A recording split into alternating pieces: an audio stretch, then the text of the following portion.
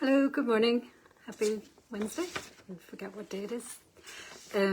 So yesterday I was talking about the catch it, check it, challenge it, change it, all the C's. And just continuing with the thought or the cognition part of cognitive behavioural therapy, I thought today we might have a look at the ABC of CBT. So the ABC concept is, it's kind of actually ACB, but when it's, and I'll show you how that works in a second, but it is the activating event, so what it is that's triggering our unhelpful thought, the consequences, so how am I feeling, what kind of feelings does that bring up, and then my beliefs around that, so what do I believe, what meaning do I give to that unhelpful thought. So for example, I suppose the thing is there, sorry, trying to get the words out,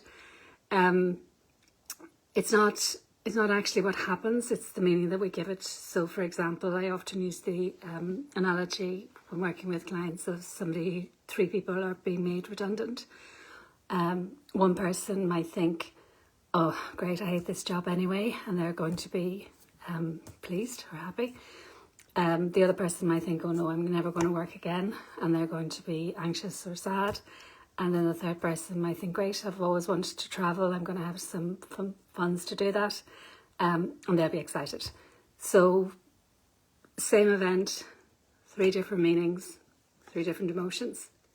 So it's not always what happens to us, it's the meaning that we give to what happens. So in order to kind of just give you an example of how the ABC model works when we're looking at our thoughts, I thought I'd just give you an example.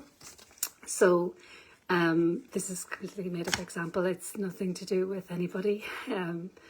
It is an example of, so the activating event is that somebody is in work and the manager points out mistakes, and they immediately begin to make more mistakes, which often happens to us. So the consequences of that, so the activating event being that this is what's happened, the consequences of that being perhaps anxious or depressed, the automatic thought might be, and we sometimes call these ants, so automatic negative thoughts, that will just pop in the first instance, and the thought in this case is, I think they don't like me and is trying to undermine my job, and I'm convinced that the manager is going to fire me. So what we do then is we use the catch it, so we've already recognised what that thought was, we check it, we look for the evidence for and against it, we challenge it, and then we change it. And what we're doing here is we're looking for the evidence for and against. So where is the evidence that the manager is going to sack the person? Where is the evidence that they don't value the person? And there might be value, as we always say, in saying, well, is there any factual evidence here? And perhaps the factual evidence is that the person has made a mistake. But the rest of it is likely more opinion. So putting what we come up with together might look something like this.